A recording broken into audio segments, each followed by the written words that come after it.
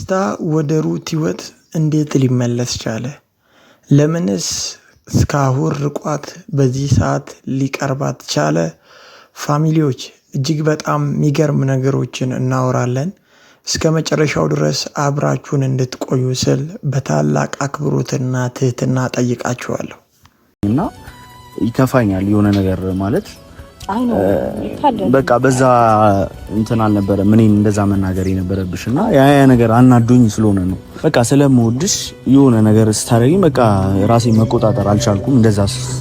ለዛ ነው ያንን ቴክስት የጻፍኩልሽና ሩታዬ እዛ አሁንም በድጋሚ ይሄው በኦዲየንስ ፊት ይቅርታ ጠይቄያለሁ። ሰላም ውድና የተከበራችሁ ምርጥ ቤተሰቦች እንዴት ናችሁ? ሰላም ነው?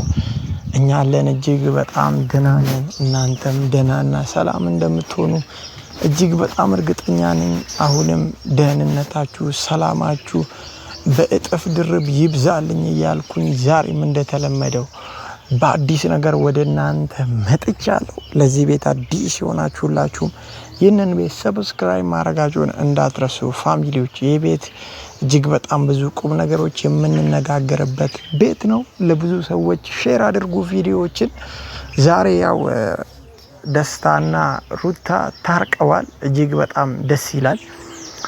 ሩታ በእንደዚህ አይነት ጊዜ ላይ እንደዚህ አይነት ሰው ስታገኝ በጣም ነው ደስ የሚለኝ። አንዳንድ ጊዜ ሰው ባጣችሁበት በተገፋችሁበት ነገር ላይ አለው የሚል ሰው ስታገኙ እጅግ በጣም ነው ደስ የሚለውና ሩታ በዚህ ጊዜ ላይ እሱን በማግኘቷ እጅግ በጣም ላቅ ያለ ደስታ ነው የተሰማኝ። ደስታም በጣም አምሮበታል። ሩታም እጅግ በጣም አምሮባታል። ግን ፋሚሊዎች በጣም ከዚህም በኋላ ባለው ነገር ደስታ ወደ ሩታ ተመልሷል ጥሩ ነው። ሩታ አንድ ነገር ስትል አስተውላችኋል ብዬ አስባለሁ። የሚረዳኝ ሰው እያለች ነውና ከእንግዲህ ወዲህ ላይ ባላቸው ህይወት ላይ ደስታ ሩታ ሊረዳት ይገባል።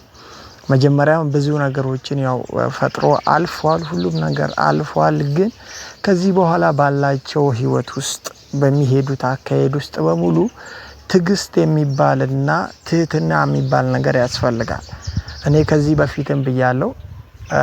ሩታ አንድ አቋም ላይ ወስና የራሷን ጀስት ላይፍ መኖር መጀመር አለባት። አንዳንድ ጊዜ ምንድነው ብዙ ክፍተቶች የሚፈጠሩት አጠገባችን ላይ ያለውን ነገር ዝቅ ያደረግን ማየት በጀመርን ጊዜ ነውና ደስታን በነገሮች በሙሉ እየተረዳት ከሷ ጋር እሷም ደስታን እየተረዳቸው አብረው እየተደጋገፉ አንድ ላይ ቢዘልቁ ቢቀጥሉ እጅግ በጣም ደስ ይለኛል።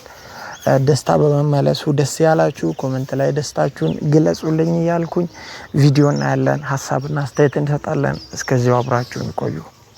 በዛም እየፈለኩ ነበርና በጣም ደስ ያለኝ እግዚአብሔር ለምታል ትመጣ ነው። ከጎኗ ብትሆን ትመጣለች። ከጎኗ ብትሆን በዚህ ሰዓት ማለት የሆነ ስራ ጫና ምናምን ሊኖርብህ እንደሚችል አውቃለሁ፣ እንዳለብህም አውቃለሁ። ግን በዚህ ሰዓት ደግሞ አንተ ከሷ ጎን መሆን ደግሞ ሌላ መከታነት ሌላ ደግሞ በቃ አለ አይደል አለሁልሽ ባይነት ነውና ሞራልም ኮንፊደንስ ምንም ይሰማታል። ገብቷል። እና ውስጣችሁ ላይ ያለውም ነገር ዛሬ በትፈቱት ምናምን ነገር የሆነ ቅር ያለህም ነገር እሷ ጋም አንተ ጋም ሊኖር ይችላል። ገብቷል። ግን ሁሉም ነገር በመነጋገር ምናምን ነገራቶችን ማስተካከል ያለባችሁ እናንተ ናችሁና ያንንም አስመልክቶ ነው ሩቲን ዛሬ አስጨንቄ ምናምን እንድንገናኝ ያደረኩት። እናንተንም ይሄንን ቀን ስጠብቀው ነበረ። ከዛ የምትመጣበት ቀን እኔ ራሱ ስጠብቀው ነበር። ይሄንስ ነው ከሩታ ጋር ተገናኝተን የሆነ ቺል የምናደርገው ምናምን እያልኩኝ እያሰብኩ ነበርና ዛሬ ድጋሚ እንደመወለድ እያየሁት ነው። ቀን ደስታ እጅግ በጣም ሩታን እንደሚወዳት ያው በነገሮችም በንግግሮችም እየሄድበት ያለው ርቀት ይናገራልና ሩታዬ በጣም አንድ ነገር መናገር የምፈልገው ነገር ካሁን በኋላ ባለው ነገር ደስታን ሳትጎዳው ከደስታ ጋር ያላትን ነገር ይዛ መቀጠል ብትችል እጅግ በጣም ደስ ይለኛል። ከአብርሽ ጋር ያለው ነገር የምር ተቆርጦ ከሆነ አሁን ያላት ነገር ደስ የሚለው ከደስታ ጋር ስትቀጥል ነው ብዬ አስባለሁ። ፋሚሊዎች አብርሽ ምን ያክል ሩታ ላይ እንደጨከነና ያለውን ነገር በሙሉ ጀስት እንዳቆመ ምናምን እያያችሁ ነውና እኔ ከዚህ በፊትም ብያለሁ ሩታ አብርሽ ላይ ትበዛበታለች እና በጣም ያው ነገሮችን ለመጋፈጥ በሞከረች ቁጥር ራሷን ዝቅ ለማድረግ እየጣረች የመጣችበት ሁኔታ ነበረና አሁን ደግሞ ደስታ በቃ በእንደዚህ አይነት ሁኔታዎች ውስጥም ጥፋቱ የተፈጠረው ነገር ምናምን ገብቶት ነው ወደ ሩታ የተመለሰውና ሩታ ይህንን ነገር ተረድታ ከእንግዲህ ወዲህ ደስታን ሳትጎዳው አብረው አንድ ላይ ቢቀጥሉ በጣም ደስ ይላል። ባይዘዌ ብዙ ሰዎች በእነሱ መታረቅና አብረው መሆን እጅግ በጣም ደስ ብሏቸዋል። የተሰማቸውንም ደስታ ኮሜንት ላይ እየገለጹ ነበር።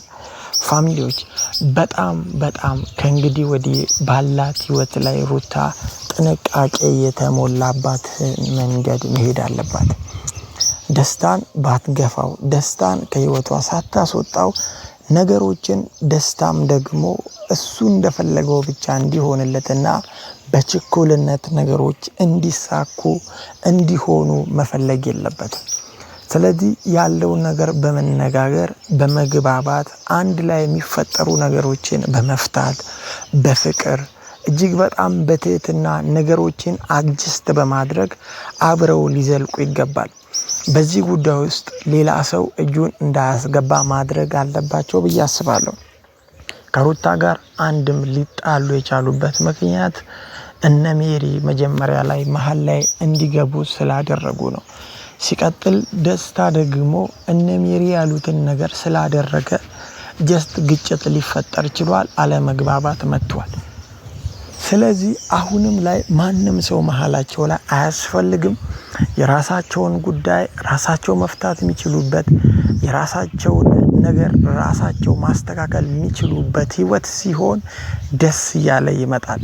ስለዚህ አሁን አደራ ልላችሁ የምፈልገው ነገር ሁለታችሁም ነገሮቻችሁን በራሳችሁ መንገድ ለመፍታት ሞክሩ። እያንዳንዱን ነገር በመግባባትና በመተሳሰብ ለማድረግ ሞክሩ። አንዱ ብቻ የራሱን ስሜት ማስቀደም የለበትም ብዬ አስባለሁ። ፋሚሊዎች ይሄን ነገር ላይ ጥንቃቄ ካደረጉ ከእንግዲህ ወዲህ ይጣላሉ ብዬ አላስብም። ስለዚህ ይሄን ነገር ቢያደርጉ ጥሩ ነው። ፋሚሊዎች እናንተም የተሰማችሁን ስሜት ኮሜንት ላይ አስቀምጡልኝ። ቀጣይ ቪዲዮ ላይ እስክንገናኝ ድረስ ሰላምና ጤናችሁ ይብዛልኝ።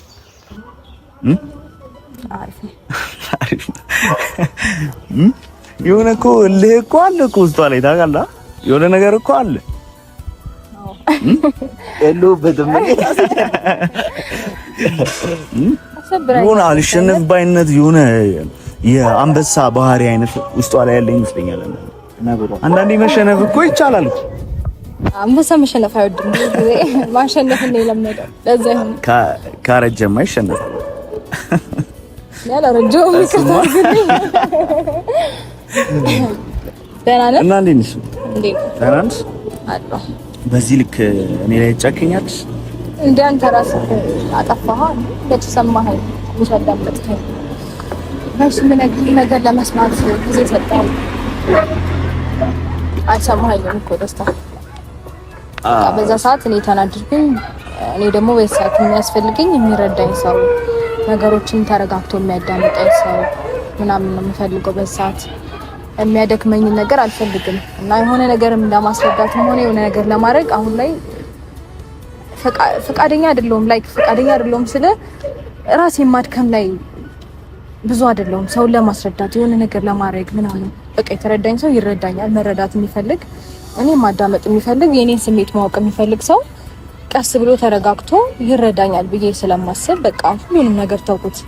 ሞከርኩኝ፣ ላስረዳ ሞከርኩ። በሰዓቱ ረጅም ጊዜ ሆነን ግን አንተ ከተገናኘን ማለት ባለፈው ነው። አንተ ሜሪንና ዳኒን ጠርቼ በቃ ይሄ ነገር እንዲቀጥል አልፈልግም ምናምን ካልኩኝ በኋላ ለአንተ ላስረዳ ሞክሬ ነበረ። ነገሮች ምን አይነት ነገር እንዳሰብኩኝ ምናምን ላስረዳ ፈልጌ ነበረ። ወጣህ፣ ረግጠኸኝ ነው የወጣኸው። አንደኛ ላስረዳ ፈልጋለሁ እኔ እናንተ እንነጋገራለን እያልኩ ጥለኸኝ ነው የወጣኸው።